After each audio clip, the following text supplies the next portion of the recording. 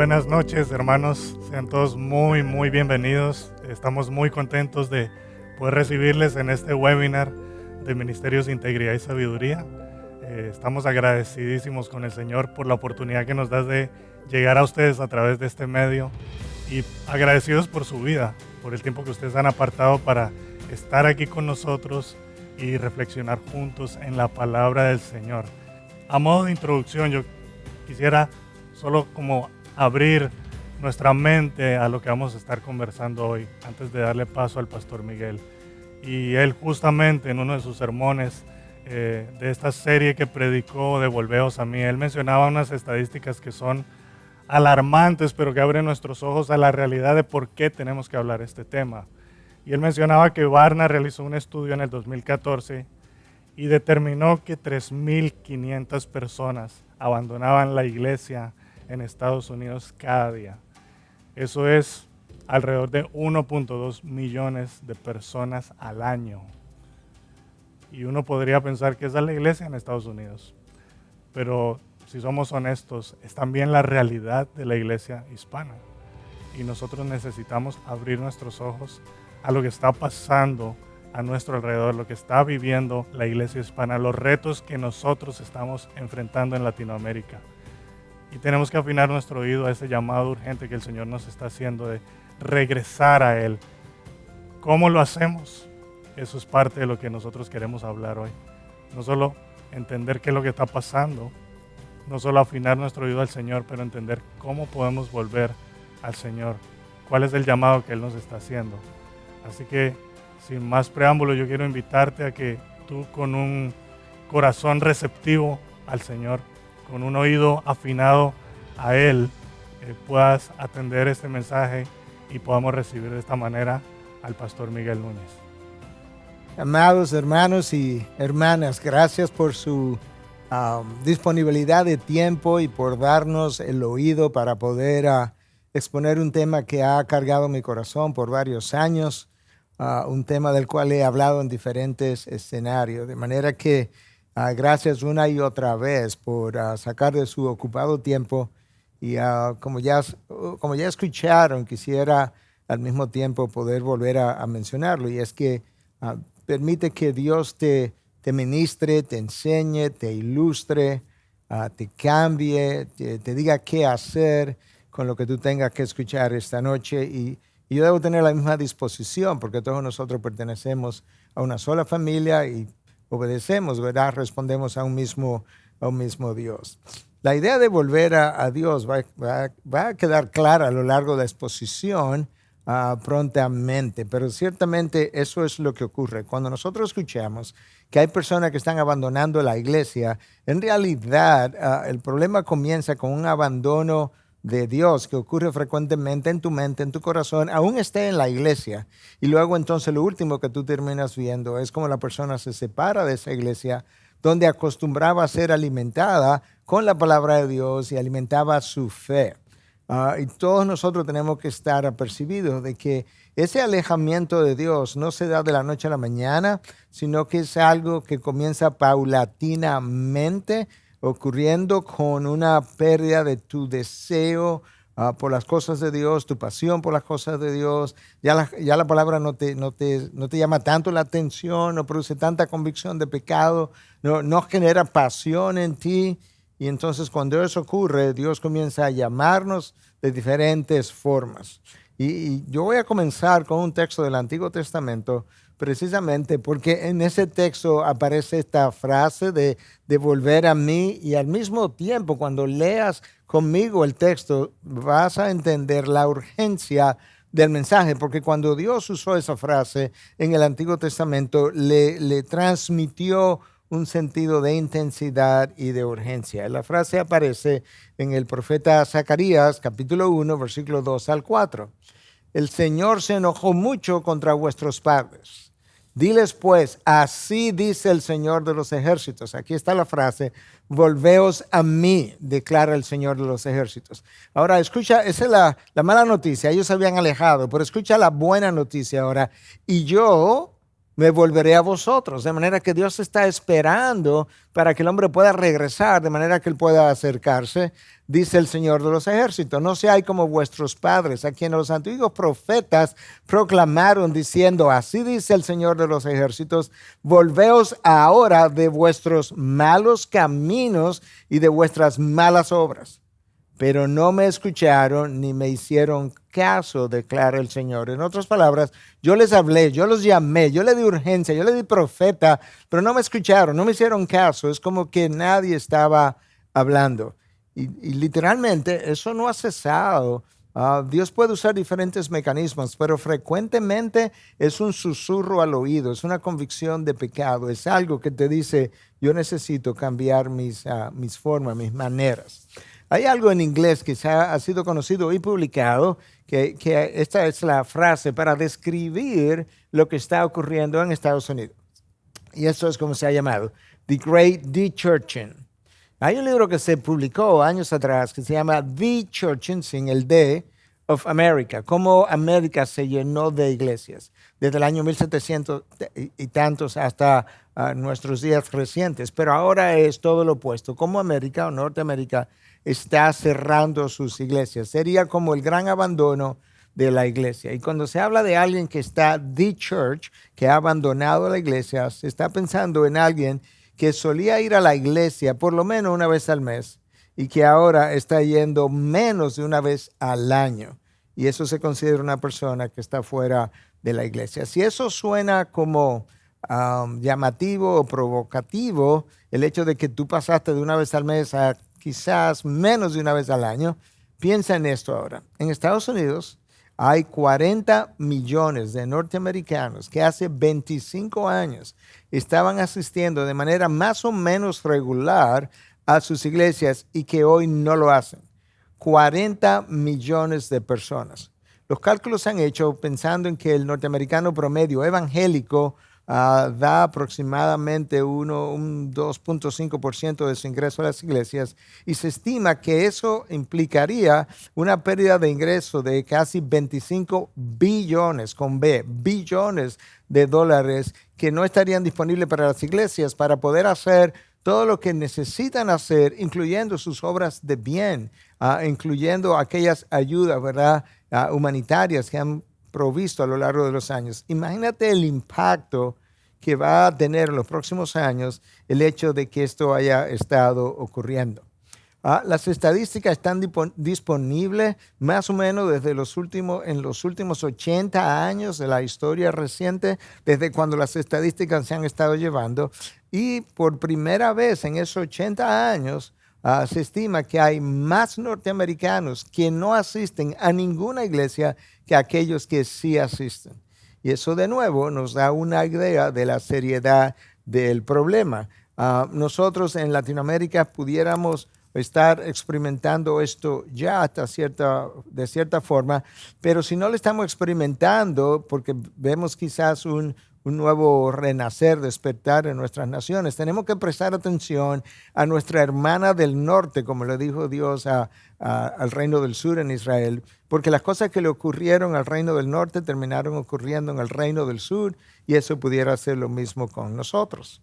De aquellos que han abandonado las iglesias en los últimos 25 años, esto es más o menos su distribución.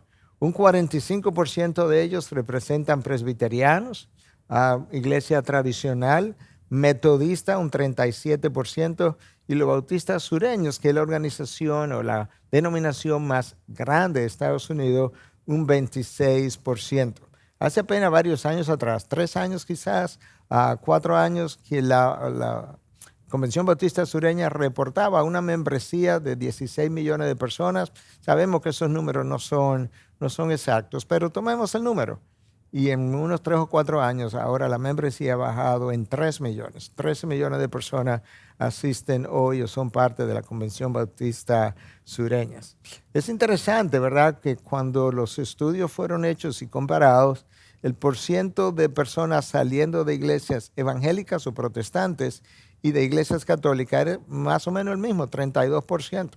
De manera que esto no es un de-churching o una salida de iglesias que simplemente se limita o es mayor en las iglesias católicas romanas. No, está ocurriendo en iglesias evangélicas a una proporción similar. Mira este dato. Lifeway Research, Lifeway es una casa publicadora de libros y hacen investigaciones. Una investigación de Lifeway en el año 2019, un poquito más cerca ahora, determinó que Estados Unidos había tenido unas 3,000 plantaciones, nuevas iglesias. Un buen número, un número excelente. Sin embargo, la mala noticia es que en el mismo tiempo, en el mismo periodo, en 12 meses, 4,500 iglesias cerraron para un déficit de 1,500 iglesias, todavía más. De aquellas iglesias que no están cerrando, el 70% de esas iglesias tienen menos de 100 personas. De manera que hay un número de iglesias grande que está cerrando, o que ha cerrado, vamos a decir. Pero hay un número grande que está paulatinamente cerrando hasta el punto que el 70% de ellas tienen menos de 100 personas y un 10% de ellas tiene más de 250 personas. No es un gran número eso. Y al mismo tiempo las estadísticas revelaron que más personas asisten a ese 10% de iglesia que la que están asistiendo al 70%. Y yo acabo de citar. De manera que esto es todo un maremoto, pudiéramos decir, de lo que está ocurriendo en lo que ha sido la base del cristianismo, la iglesia local, nutriendo personas, recibiendo personas, sanando personas, salvando personas. Sabemos que es Dios, ¿verdad? Pero como instrumento de proclamación del evangelio, ese instrumento, si lo pudiéramos graficar como una luz, se está apagando. Hay algunas luces o múltiples luces apagadas y otras cuya intensidad de la luz básicamente ha ido mermando y nosotros tenemos que prestar atención. Ahora, ¿cuál es el efecto de ese gran abandono de la iglesia? En otras palabras, cuando los estudios fueron hechos, ¿verdad? Nos fuimos a la sociedad, encontramos esos 40 millones de personas, vamos a decir, en la sociedad que habían dejado la iglesia. Y se le preguntó a ellos, conforme a su propia evaluación, en una escala de 0 a 100, ¿cómo calificarían ellos? ¿Dónde se pondrían en términos de cómo se sentían con relación a estos factores? 0 es muy mal, 100 es excelentemente bien. ¿Okay? De manera que los números hacia abajo implican no estoy bien. Y entonces ahí en ese grupo de personas que ya no están en la iglesia, ellos mismos, cuando se le habló de ansiedad, el promedio era de un 39 en esa escala de 0 a 100. Depresión, un 34 de 0 a 100. Soledad, un 39 en la misma escala. Idea suicida, un 25 de 0 a 100. De manera que este número, que es el más bajito, el número 25, representa un problema, porque estamos hablando de que en esas personas fuera de las iglesias, la posibilidad de que esto ocurra o que se esté dando, o la severidad más bien con la que estas ideas suicidas están ocurriendo es bastante significativa. Estudios hechos por Harvard, increíblemente, por Harvard, nada más y nada menos, una institución nada cristiana, completamente secular, en su departamento de epidemiología, determinó cómo personas que asisten de manera regular a instituciones religiosas tienen una menor incidencia de muerte por todas las causas, incluyendo causas cardiovasculares y de cáncer. De manera que, y eso es más de un estudio. De hecho, uno de los más recientes tenía casi 75,000 mujeres. Es un estudio grande y las estadísticas fueron exactamente las mismas. Eso te dice que el impacto de la salida de personas de iglesia no simplemente son números, no simplemente será económico para las iglesias y su habilidad de poder ministrar y llevar el evangelio a otros, es también en términos individuales, en términos emocionales, espirituales y de salud aún física, como acabamos de hablar. Ahora, la pregunta es, ¿qué tan rápido ocurrió este cambio? Porque lo cierto es que muchas personas que ya tienen 50, 60, 70, 80 años piensan hace 20, 30 años atrás que las cosas como que no lucían tan mal como lucen hoy. Bueno, la realidad es que las cosas vienen cambiando hace mucho tiempo. Déjame darte algunas fechas claves. En la década de 1960, esa es la década que historiadores contemporáneos estiman le dio la vuelta a la civilización. Es la década que es considerada como la bisagra sobre la cual giró el mundo en otra dirección para nunca más recuperarse.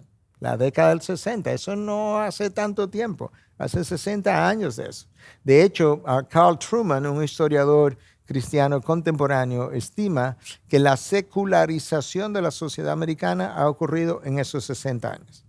Que la secularización del continente europeo fue mucho más lenta, 200 años, probablemente desde la época de los 1700, con la era de la Iluminación. Pero la secularización de Estados Unidos, nuestra hermana del norte, que nos queda tan cerca, ha ocurrido en 6 décadas. Entonces, en la década de 1960, cuando esa década pasó, algunos dijeron, wow, ¿cómo han cambiado las cosas de la noche a la mañana? Y así fue, honestamente, las cosas cambiaron rápidamente. Luego las cosas siguieron avanzando, el mundo siguió dando vueltas, como decimos, y en el año 1989 cayó el muro de Berlín, y tú sabes lo que ocurrió. Una revolución, ¿verdad?, comunista de corte socialista, comunista, marxista, que duró unos 70 años, de repente se cayó en 6, 7 meses, y en ese 1989 Europa cambió, el estado geopolítico de Europa cambió enormemente y se dijo, wow, ¿cómo han cambiado las cosas de la noche a la mañana? Y ciertamente así fue. Luego nos acercamos o llegamos al año 2001, cuando las 2 torres gemelas de Estados Unidos fueron tumbadas, algo que nunca nadie hubiese podido imaginar que eso iba a ocurrir. Aquel avión que incluso amenazó el Pentágono, la institución de seguridad de la nación, fue atacada por un avión. No hizo enormes daños, pero causó un daño en un alero. Y tú puedes ver entonces que ciertamente la nación se vio sacudida. Y de repente todo cambió y los controles de seguridad, más nunca hemos podido viajar de la misma forma. Y se dijo en ese momento, o a partir de ese momento, wow, cómo han cambiado las cosas de la noche a la mañana. Y luego seguimos viviendo como que ya todo eso pasó, ya no nos afectaba. Y llegamos al año 2019, 2020, y de repente comenzamos a ir al principio del 2020, que China había comenzado a reportar al final, en diciembre del 19, un nuevo virus que eventualmente llegamos a conocer como COVID-19, y se produjo una pandemia que eliminó la vida de millones y millones y millones de personas, y de repente nos vimos confinados a nuestras casas, las iglesias cerradas, y de repente volvimos a decir, wow, cómo han cambiado las cosas de la noche a la mañana. Todos esos cambios fueron siendo montados uno sobre el otro. En otras palabras, lo que la década del 60 nos cambió, no fue como que nosotros volvimos atrás y comenzamos de nuevo hasta llegar a 1989, no. Es que cada década, cada fenómeno que hemos vivido, cada experiencia, nos ha ido alejando cada vez más de ese centro moral que nosotros conocimos por mucho tiempo. La realidad es que si echamos hacia atrás y vemos a Europa, la secularización de esa sociedad tiene 200 años, porque alrededor de los años 1700, cuando entramos a la era de la Iluminación, la era de la razón, la era de los nuevos descubrimientos y demás, y así se llamó la era de la Iluminación, o la era de las luces en español. A partir de ahí las cosas comenzaron a cambiar, porque hasta ese momento Occidente tenía una idea, una concepción de un Dios que había creado el mundo y estaba en contacto con su mundo y regulaba y gobernaba ese mundo. Tenía una idea bíblica, o sea, tenía una idea de Dios que se acercaba o era congruente con la revelación bíblica. Eso comenzó a cambiar y de repente ya ese grupo de personas no eran deístas con D, de David, sino que no eran teístas con T de Tomás. Dejaron de ser teístas y se convirtieron en deístas con D. ¿Cuál es la diferencia? Bueno, estas personas comenzaron a creer que sí que había un creador, que sí que él creó el mundo, pero que después que lo creó, él se retiró, lo abandonó a sus propias leyes, ya no lo regulaba, no le importaba la suerte del mundo y era un Dios más bien impersonal. Tú tienes que pensar que si eso fuera cierto, o para aquellos que así comenzaron a pensar, el impacto de eso es enorme, porque tendríamos a un Dios que no le importa cómo yo vivo mi vida, no le importa cuáles son mis valores, no le importa si vivo moralmente o inmoralmente. Pero eso no fue cierto. Eso en la mente de muchos comenzó a ocurrir. Entonces la descomposición que nosotros vemos, social y moral en nuestros días, es básicamente el fruto de una generación que se ha ido apartando de Dios. A esa generación de creyentes y no creyentes, Dios le dice, volveos a mí, regresa al centro, regresa a la brújula moral y comienza a vivir como yo he revelado que el hombre debiera vivir. Déjame darte un par más de estadísticas. El Centro de Control de Enfermedades, the Center for Disease Control en Estados Unidos, en el año 2022, que acaba de pasar prácticamente, menciona que las armas de fuego siguieron siendo el factor número 1 de muertes infantiles por 3 años consecutivos. 2022, 2021, 2020. Desde el 2020, la causa número 1 de muertes de niños es el uso de armas de fuego, de alguna manera. La presencia de armas de fuego con frecuencia en los hogares y demás. Junto con eso, nosotros hemos visto en todas las redes sociales, en todos los medios, en todos los canales de noticias, un aumento de la violencia en general. La violencia intrafamiliar, la violencia en la sociedad. Nosotros tenemos tiendas que están cerrando en estados como California, justamente porque la gente entra y se lleva una serie de cosas, roba una gran cantidad de la mercancía. Y las leyes ahora que California ha pasado, el gobernador Gavin Newsom, son tan liberales que tú puedes robarte hasta $950 de valor y la ley no te va a perseguir. Imagínate el impacto que eso iba a tener y que está teniendo. Cadenas enteras se están cerrando y se están yendo. Pero así sucesivamente nosotros hemos visto cómo la gente menos paciente, en las líneas aéreas, en los viajes, en los autobuses, cualquiera se exacerba, se experimenta un exabrupto de ira y de repente comienza a discutir con otro. Y cuando tú vienes a ver, hay un fist fights, como dicen en inglés, un pleitos de puños, lo cual siempre ha ocurrido, pero la frecuencia con la que nosotros estamos viendo esto es espeluznante. Cuando tú prestas atención al lenguaje, hay una vulgaridad que aún en mis años, ¿verdad? Yo no tengo 120 años, pero aún en mis años yo he ido viendo de qué forma personas educadas, profesores de universidades, autoridades del gobierno, gente intelectual, habla con una vulgaridad que tú dices, pero ¿dónde se educó esta gente? ¿A dónde fue que le formaron moralmente? En los medios de comunicación, palabras completamente prohibidas cuando yo era un adolescente, hoy son de uso común en muchos de los medios de comunicación. ¿Y qué hablar del valor de la vida?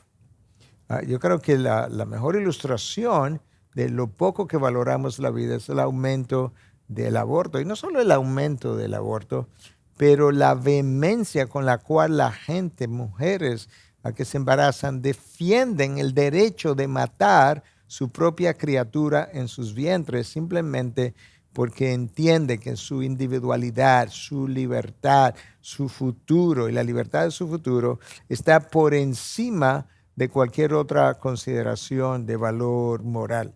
Y la manera como las naciones de mayor impacto, de mayor influencia, de mayor economía, cómo apoyan estas leyes. Y no solamente que la apoyan, sino que las promueven. Y no solamente que las promueven, que la exportan y le hacen presión a países como nosotros para que nosotros nos unamos a la descomposición moral y al curso de la descomposición moral que ellos han ido siguiendo ya por años y como que no ven el deterioro de su estabilidad social, moral en los últimos años para decirnos a nosotros, no cometan los mismos errores que nosotros cometimos. Es que nosotros no vamos al abismo y te invitamos a que te vayas al abismo junto con nosotros.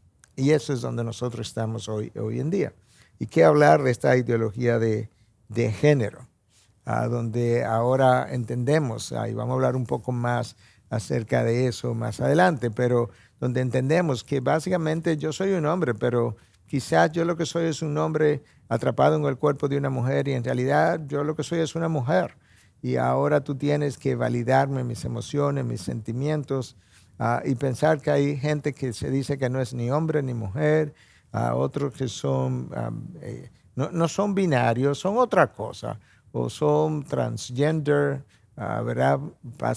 Se consideran ser de un sexo opuesto al que sus órganos sexuales, sus genes, su código genético, su anatomía cerebral dice que él es. Todo eso es distinto en el hombre y en la mujer, pero hoy en día lo que hemos hecho es que hemos validado los sentimientos de toda esa población. El respeto a la ley y el orden, vamos a volver ahí en un momento, pero es impresionante, ¿verdad? Como hoy en día ciudades han sido destruidas. Yo mencioné esto, cierre de tiendas por robos, porque nadie quiere respetar la ley. Los policías antes eran como oficiales de respeto, la gente se sometía. Siempre ha habido algunos rebeldes, pero en general la gente se sometía a sus directrices, sus direcciones, pero no hoy. Hoy yo no tengo que someterme a nada porque mi individualidad, mi derecho a ejercer lo que yo deseo, lo que yo quiero, adquirir lo que yo quiero o transitar por donde yo quiero, está por encima de todo orden social. ¿Y para qué decir la pérdida de la racionalidad? Yo creo que si hay algo que nosotros hemos visto es que el mundo no simplemente, como dijo Chesterton en una ocasión, perdió la fe. No, el mundo no simplemente perdió la fe, perdió la razón. Y cuando se fue la razón, se fue la fe también, porque nuestra fe es una fe racional. Siempre recuerdo y cito con frecuencia cuando tengo que hablar sobre estas cosas, la que hoy es una jueza de la Suprema Corte de Justicia en Estados Unidos, Ketanji Brown Jackson, o Brown Jackson, como ella es más conocida, cómo fue entrevistada y se le preguntó que cómo ella definiría a una mujer. Y la respuesta de ella fue que ella no podía definir una mujer porque ese asunto era tan complejo y que muchas personas sentían diferente con relación a esa definición. ¿Tú te imaginas que una mujer de color, que era como el orgullo de la nación norteamericana, que una mujer de color finalmente iba a estar en la Suprema Corte de Justicia, ahora dice que ella no sabe lo que es una mujer, con lo cual la nación debiera decir, bueno, pues no sabemos lo que elegimos. Porque si una mujer no se puede definir, no sabemos si elegimos a la Suprema Corte una mujer o un hombre. Tú puedes ver entonces hasta dónde ha llegado la irracionalidad. Pero eso es donde tú llegas, eso es donde tú aterrizas cuando Dios ha desaparecido de la mente de los individuos. Cuando tú no tienes un marco de referencia donde tú puedas, que sea objetivo, que no dependa del hombre, que esté fuera del hombre, y ese marco es Dios. Cuando tú no tienes eso, cualquier idea, cualquier alternativa, cualquier opción es factible. ¿Quién va a determinar que yo estoy pensando erradamente si no hay marco de referencia? Y eso le ha ocurrido. Cuando Dios desaparece de la mente de los individuos o de la sociedad, nosotros comenzamos a vivir en ausencia de ese Dios y entonces ya nadie sabe lo que está bien, lo que está mal.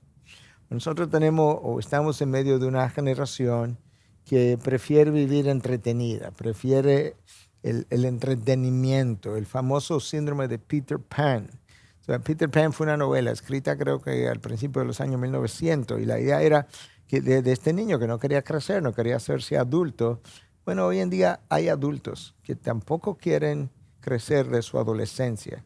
Y ese fenómeno ha sido llamado la adultoscencia y quieren vivir jugando y quieren quedarse viviendo en la casa de sus padres para tener todo cubierto y permanecer en la infancia emocional.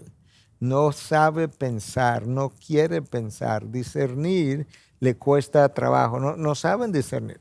No saben discernir entre lo que es pornografía y lo que es educación sexual. Hello.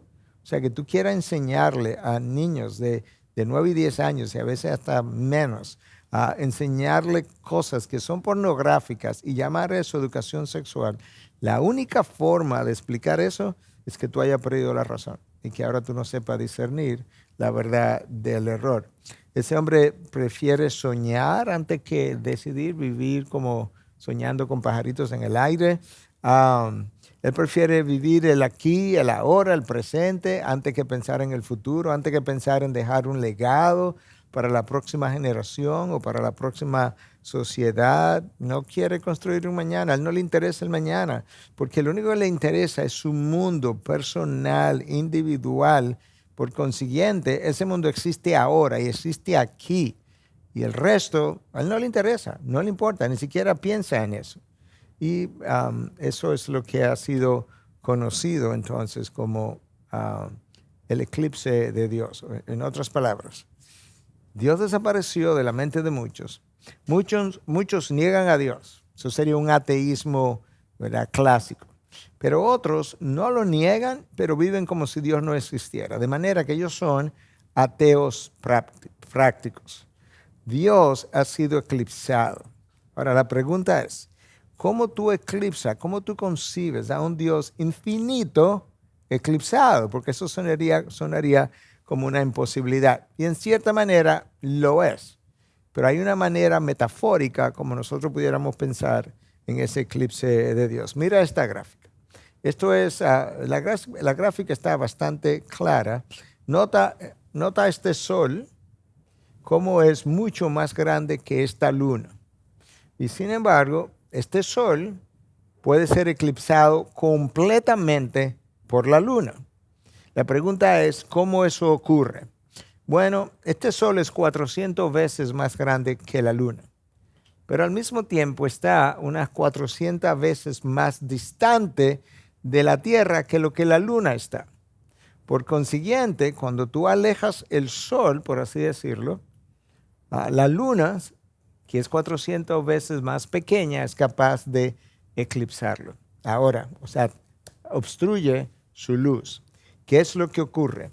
Que aquí en la Tierra hay dos áreas distintas con relación al eclipse del sol. Hay una área más pequeña, que es más oscura, que es lo que nosotros llamamos eclipse completo, y eso técnicamente es la umbra del eclipse, la parte más oscura. Y luego está una parte más grande que nosotros llamamos el eclipse parcial, que técnicamente se llama la penumbra, literalmente hablando. Y aquí está, penumbra y umbra. Okay. ¿Por qué yo traigo eso a colación? Porque yo creo que esto mismo ha ocurrido en nuestra sociedad. El hombre, como ha eclipsado a Dios, es de esta manera.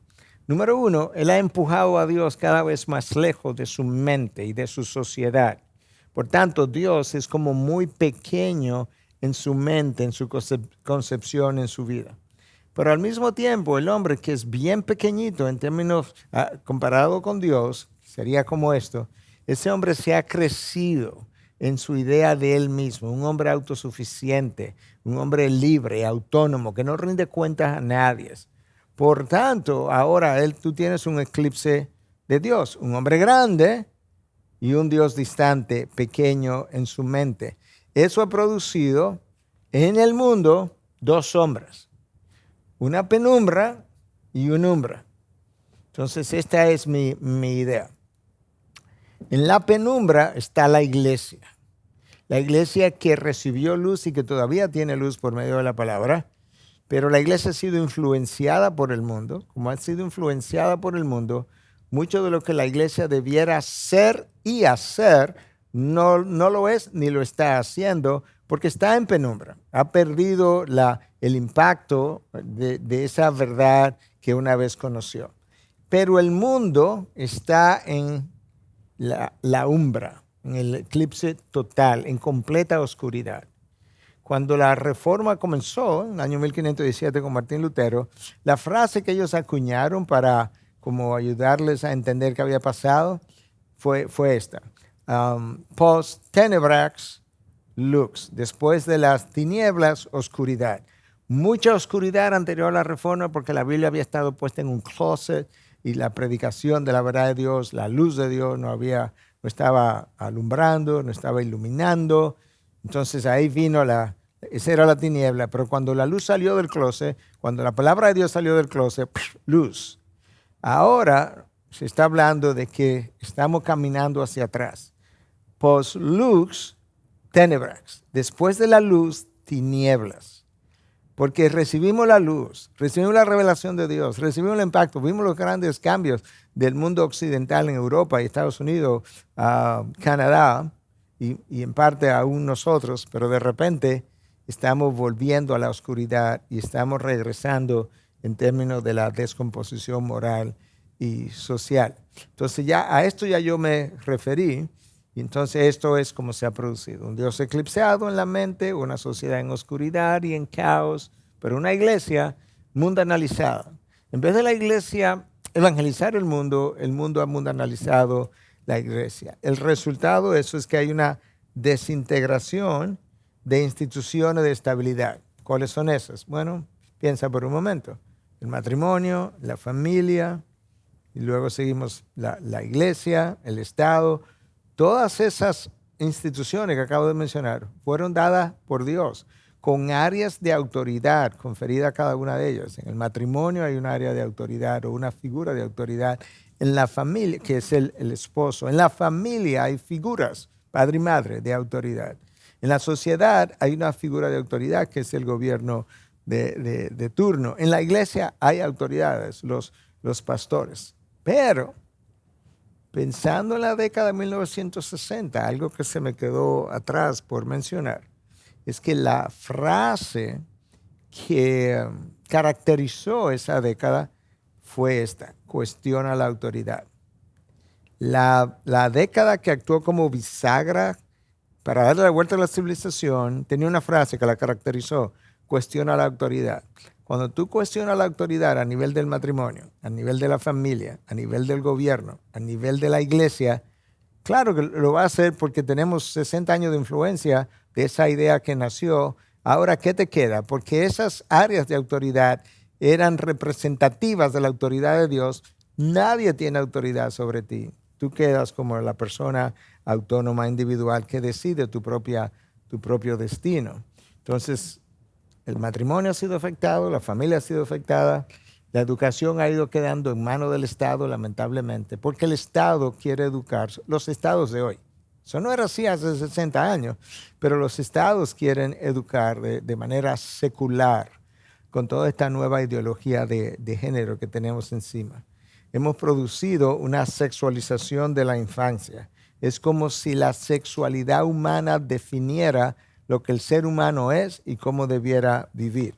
Los gobiernos, con frecuencia, eran más o menos, bueno, había una tendencia en el pasado, que tenían ciertos valores comunes. Mira, déjame darte una sola ilustración. Hay un juez, o hubo un juez de la Suprema Corte de Justicia que murió hace poco en Estados Unidos, hace varios años, Scalia. Scalia fue elegido en el año 1996. Escucha ahora. Demócratas y republicanos que hoy están en polos opuestos, que tú no puedes creer que ni siquiera coexisten en una misma nación. En el año 96, cuando fueron a elegir a ese juez de la Suprema Corte, ¿quieres saber cuál fue la votación? 98-0. En otras palabras, el Partido Demócrata y Republicano eran tan cercanos en valores en el año 1996 que a la hora de escoger un juez para la Suprema Corte, como que no encontraron ninguna diferencia por la cual pelear u objetar, y todo el mundo estuvo de acuerdo. Eso no es así hoy. Hay pocas cosas en común entre esos dos partidos hoy, y eso mismo comenzamos a ver en la radicalización en Latinoamérica, donde o tenemos gobiernos de muy de derecha o estamos comenzando a ver gobiernos de muy de izquierda, y como que no hay un punto medio con el cual pudiéramos convivir. La intolerancia hacia la fe cristiana.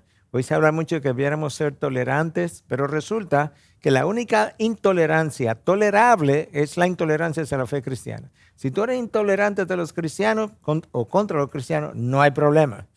Pero si tú eres intolerante con cualquier otro grupo, entonces hay un grave problema. Básicamente esto es persecución. Y la gente quiere decir, no, yo soy muy creyente, yo creo en Dios. Sí, pero sin autoridad vinculante. En otras palabras, Él no me dice lo que tengo que hacer. Yo soy el capitán de mi propio destino. Entonces, bueno, si tú eclipsas a Dios, si tú eclipsas el sol en el área del eclipse completo, en la umbra, no hay luz. Si no hay luz, si apagamos todas estas luces que están aquí en este estudio, yo no veo nada. Bueno, cuando tú le quitas la luz de Dios a la sociedad queda en oscuridad. Y quizás esta cita de C.S. Lewis nos puede ayudar. Creo en el cristianismo de la misma manera que creo que el sol ha salido. No porque lo veo, sino porque a través de él veo todo lo demás. ¿Qué es lo que Lewis está diciendo? En la mañana yo me levanto, estoy todavía en mi casa, veo hacia afuera y veo que hay luz a través de la ventana y veo que esa luz ilumina lo que está dentro de mi habitación. Yo no he visto el sol, yo no lo vi salir, no he salido afuera, no he visto la luz del sol. Pero como estoy viendo todo lo que está a mi alrededor, yo sé que el sol salió. Bueno, de esa misma manera, él dice, yo creo en el cristianismo porque cuando yo considero la fe cristiana y de qué manera ilumina la mente del hombre y la vida del hombre, le da dirección al hombre, entonces yo como que la vida me hace sentido. Sin eso, todo queda oscuro. Escucha entonces cómo el apóstol Pablo, hablándole a los Efesios en el capítulo 4, cómo habla de esa oscuridad que cuando tú no has creído en Dios, tiene en tu mente. Escucha, con la autoridad del Señor digo lo siguiente, ya no vivan como los que no conocen a Dios, porque ellos están irremediablemente confundidos. Esta es la Nueva Traducción Viviente, dicho sea de paso. Tienen la mente llena de oscuridad. La mente está oscura, no tienen a Dios, no tienen iluminación, no tienen un marco de referencia. Vagan lejos de la vida que Dios ofrece, porque cerraron la mente y endurecieron el corazón hacia Él. Han perdido la vergüenza. Viven para los placeres sensuales y practican con gusto toda clase de impureza. Esto es, practican con gusto todo tipo de impureza. Pero ¿cuál es el problema? Que están lejos de Dios, de lo que Dios ofrece.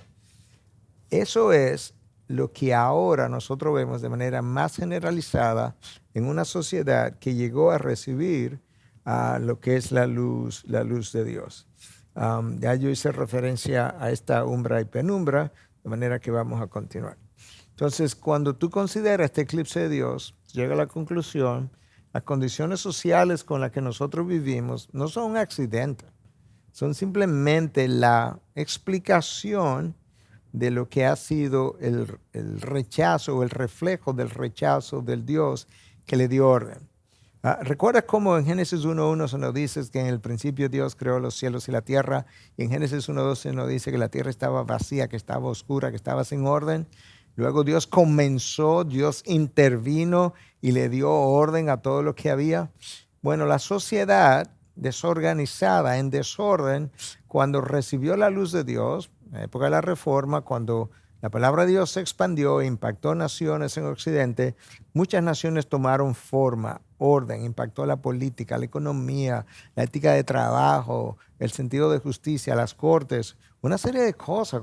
Es más, había un sentido incluso humanitario de crear hospitales sin fines de lucro para ayudar a otras personas y múltiples organizaciones de ese tipo.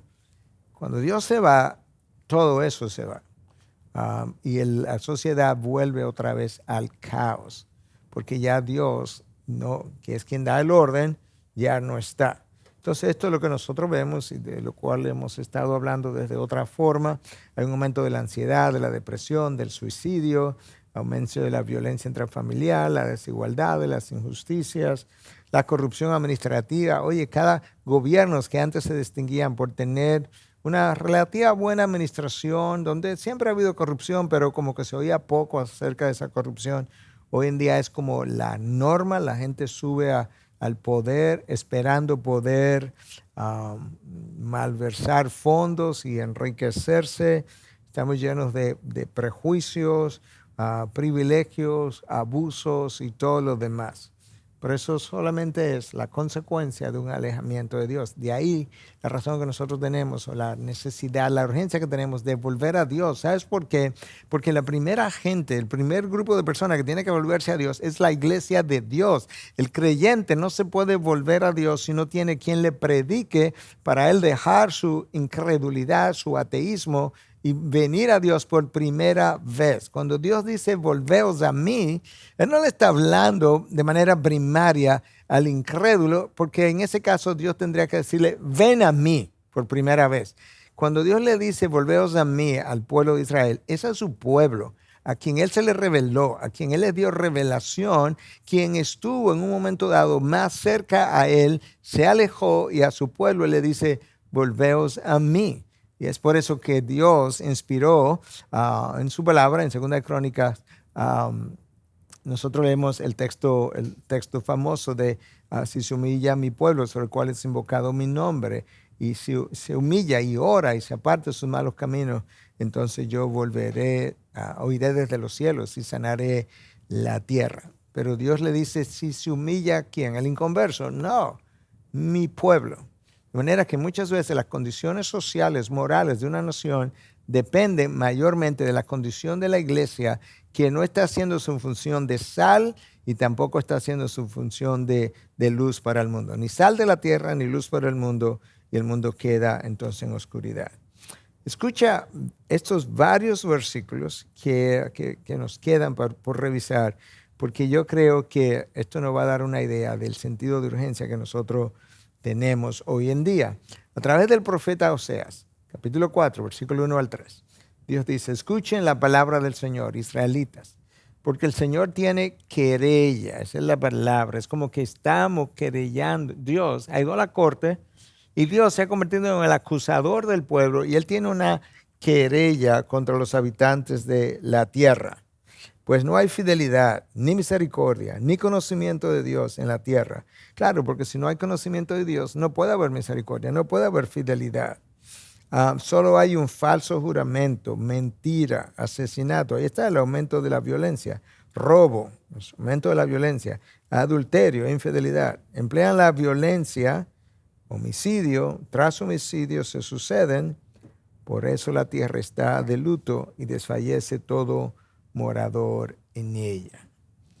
Dios en este momento le está diciendo a la nación de Israel, después de enviarte por cientos de años, profeta tras profetas, no te has arrepentido. Esta es la condición en la que tú has caído. Estos son los cargos que yo tengo contra ti a la hora de ir a la corte y estas son las acusaciones.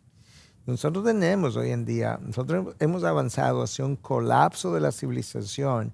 Si tú me preguntas a mí, ¿dónde está la civilización de Occidente hoy en día? Yo te diría que está aquí, en este borde. Y este es el abismo. De hecho, ha comenzado a deslizarse hacia el abismo. No está aquí, ni siquiera está en el borde. Ya comenzó su deslice hacia abajo por todo lo que hemos estado diciendo. Y nota esta observación que hizo Malcolm Muggeridge hace la década de los, 60 quizás. Él hablaba de que los imperios que colapsaron en el pasado tenían ciertas características. Y estas son las características que él mencionó. Quebrantamiento de la ley y el orden, lo mencionamos, como hay un respeto por la autoridad y todo el quebrantamiento de la ley. Hay un interés excesivo en lo erótico, hay una excesiva recreación. Esto nosotros lo sabemos, ¿verdad? El aumento de la pornografía y todas las formas diversas de cómo la sexualidad ha sido distorsionada. Hay una recreación excesiva donde la gente quiere incluso jugar toda la vida como Peter Pan. Hay una estructura compleja de sistemas de impuestos. ¿Sabe por qué eso está ahí? Porque los países comienzan a gastar cada vez más dinero, más dinero, más dinero. Y la única forma como ellos pueden pagar su deuda es aumentando el sistema, los impuestos sobre sus ciudadanos. Y eso es lo que ha pasado. Déjame darte una idea. Estados Unidos, de nuevo, que lleva estadística de todo. Cuando el presidente Trump tomó el poder, y esto no es un comentario político, es una ilustración. Cuando él dejó el poder hace 3 años y algunos meses, la deuda pública de Estados Unidos era alrededor de 16, 17 trillones de dólares.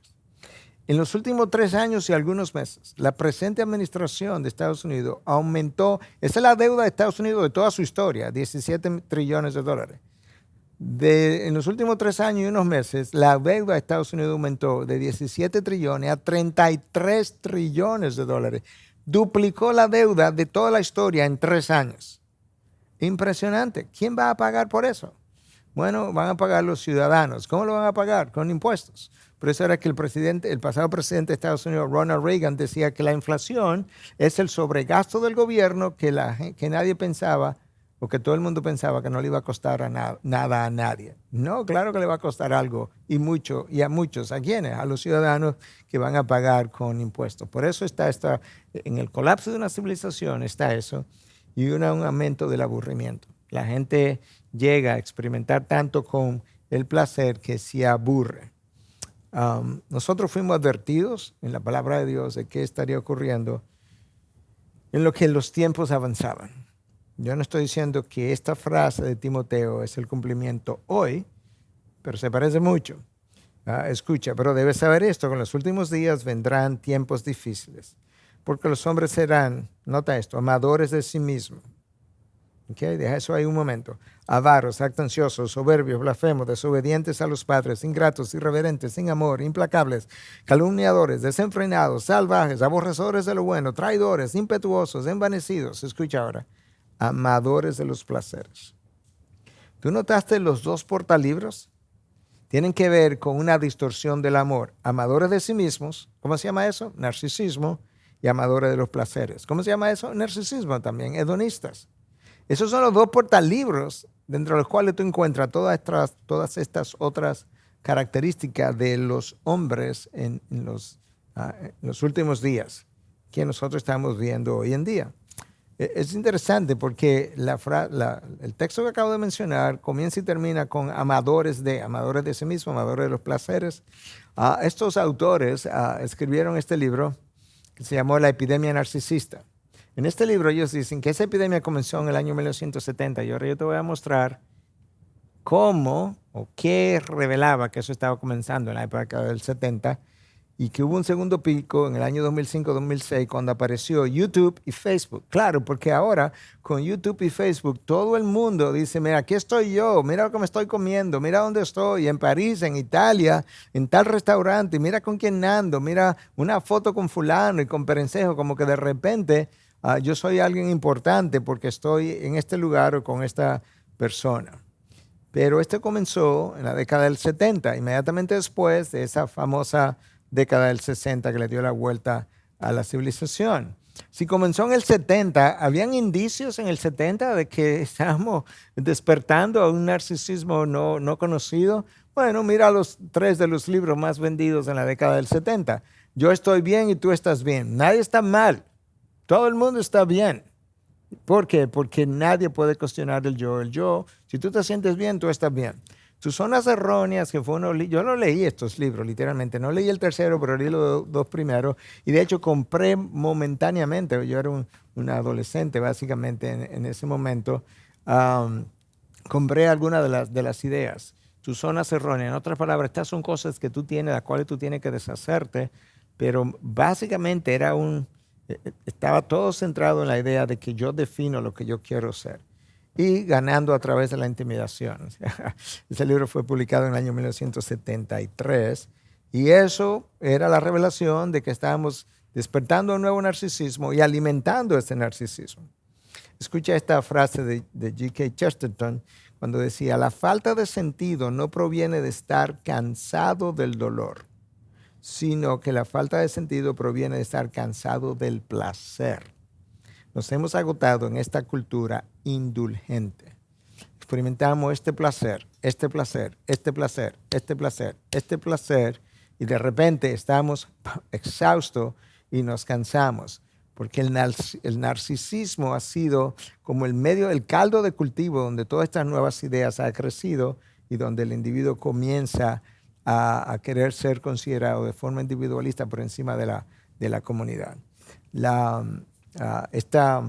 Este yo moderno, que es como Carl Truman lo define, entonces logró hacer varias cosas. De repente, la verdad no era objetiva, sino que la verdad la definieron los sentimientos, lo que yo siento.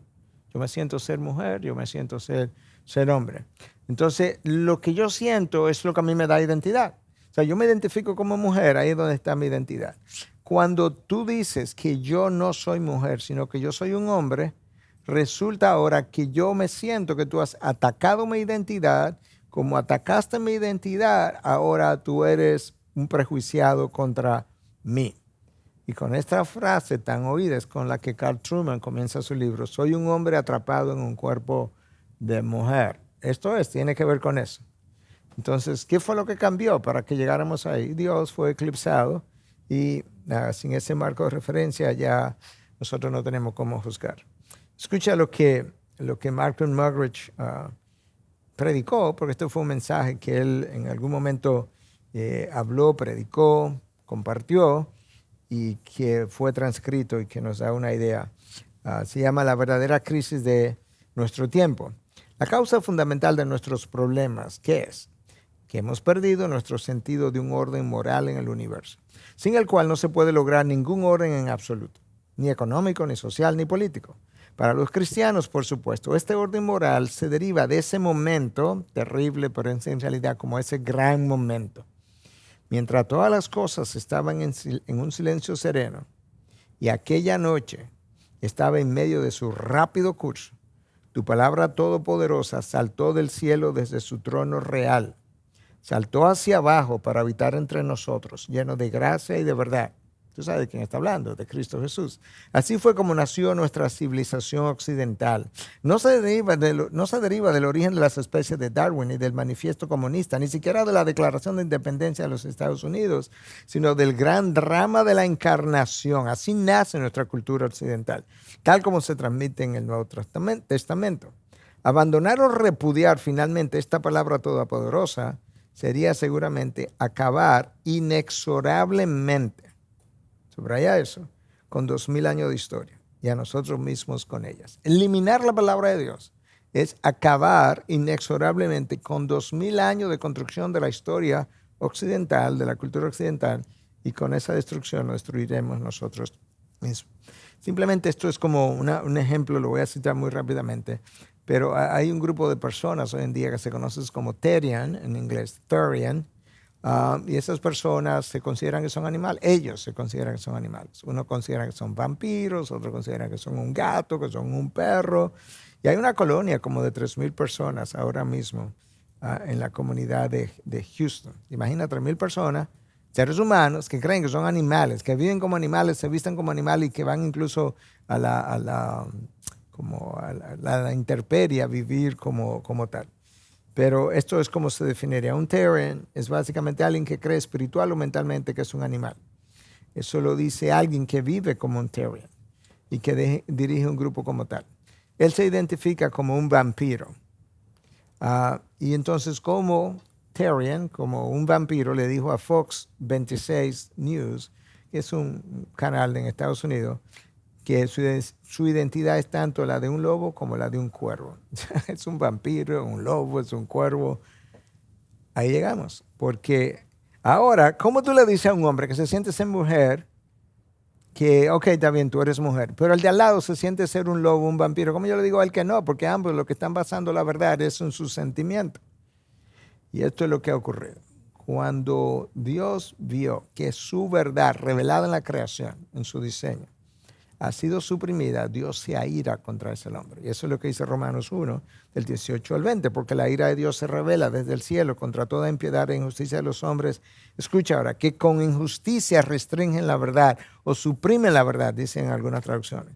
Pero lo que se conoce acerca de Dios es evidente dentro de ellos, pues Dios se lo hizo evidente, porque desde la creación del mundo sus atributos invisibles, su eterno poder y divinidad se han visto con toda claridad, siendo entendido por las cosas por medio de lo creado, de manera que ellos no tienen excusa. Pues aunque conocían a Dios, no lo honraron como Dios ni le dieron gracias, sino que se hicieron vanos en su razonamiento y su necio corazón fue entenebrecido. Si tú sigues leyendo el texto, ¿sabes lo que dice? Por tanto, Dios los abandonó 3 veces. Del versículo 22 al 32 de Romanos 1, 3 veces te encuentras. Por tanto, Dios los abandonó, los abandonó, los abandonó. ¿Por qué? Porque conociendo a Dios en su interior y aún en la creación, decidieron negarlo y no lo reconocieron como Dios. Y básicamente ahora, para llegar a un final y para llamarte a una todavía mayor sobriedad, escucha lo que Dios dice cómo Él trató a través de múltiples profetas, pero en este caso a través de Amós se lo reveló. El esfuerzo que Él hizo para llamarlos a Él y cómo no lo hicieron. Escucha ahora. Hice que pasaran hambre en cada ciudad y que hubiera hambruna en cada pueblo. Esta es la Nueva Traducción Viviente. Pero aún así ustedes no se volvieron a mí, dice el Señor. Yo detuve la lluvia cuando sus cosechas más la necesitaban. Envié la lluvia sobre una ciudad, pero la retuve en otra. Llovió en un campo mientras otros se marchitaban. La gente deambulaba de ciudad en ciudad buscando agua, pero nunca había suficiente. Pero aún así, ustedes no se volvieron a mí. Le traje hambruna, no se volvieron a mí. Le traje sequía, no se volvieron a mí. Inundaciones, no se volvieron a mí. Arruiné sus cultivos y viñedos con plaga y moho. La langosta devoró todas sus higueras y todos sus olivos. Pero aún así, ustedes no se volvieron a mí, dice el Señor. ¿Te estás oyendo? Les mandé plagas como las que envié sobre Egipto hace tiempo. Maté a sus jóvenes en la guerra y llevé lejos a todos sus caballos. El hedor de la muerte llenó el aire hasta permití que las guerras ocurrieran. Pero aún así ustedes no se volvieron a mí, dice el Señor. Destruí algunas de sus ciudades, así como destruí Sodoma y Gomorra. Ustedes que sobrevivieron parecían tizones rescatados del fuego, pero aún así no se volvieron a mí. ¿Suena familiar? Dice el Señor. Por lo tanto, yo traeré sobre ustedes los desastres que he anunciado, pueblo de Israel. Ese es su pueblo, a quien Él está llamando. Escucha ahora, prepárate para encontrarte con tu Dios en el juicio. Si no me escuchas, si te llamo y te llamo y te llamo y te llamo y no te vuelves, si no me escuchas y no me haces caso, prepárate para encontrarte conmigo. No me dejaste opción, quise evitártelo, pero no quisiste. De manera que con este tema, mi llamado a la iglesia, porque Pedro habla, ¿verdad?, en una de sus cartas, que es tiempo de que la justicia de Dios comience por la casa de Dios. Claro, porque ahí es donde tiene que comenzar. Entonces mi dolor, mi carga, mi pesar es con la iglesia de Dios. Y a esa iglesia es que Dios le dice en el libro de Apocalipsis a 5 de las 7 iglesias que le estaba reprendiendo que se arrepintieran. Y específicamente a la iglesia de Sardis le dice, vuelve a lo que escuchaste y creíste al principio. Reténlo con firmeza. Arrepiéntete y regresa a mí. Esa es la clave, hermano. Ese es el mensaje de la hora. Ese es el mensaje para ti y para mí. Ese es el mensaje para las iglesias. Arrepiéntete y regresa a mí. Más que regresar a la iglesia local, tenemos que regresar a Dios. Cuando el pueblo regrese a Dios, ellos estarán en iglesias locales donde van a encontrar alimento de parte de Dios. Pero nosotros no podemos continuar con este positivismo y alimentando el narcisismo de nuestra generación y nuestras iglesias, porque no queremos que la gente se sienta mal. Y ahora entonces se nos olvida que antes que la gente se pueda sentir bien, tiene que estar bien. Y tiene que estar bien con Dios. La única manera de estar bien con Dios es vía el arrepentimiento y regresando a Él. Quiera Dios levantar hombres y mujeres con este mensaje, que comencemos nosotros mismos, incluyendo quien habla, a buscar una intimidad con Dios más cercana, más íntima, de más oración, de manera que Dios pueda hacer grandes cosas a favor de su pueblo y que entonces las naciones puedan disfrutar del favor que Dios trae a su pueblo y que como consecuencia de eso, dicho favor es como desbordado hacia las naciones donde ese pueblo se encuentra. Padre, gracias por la oportunidad de compartir tu verdad.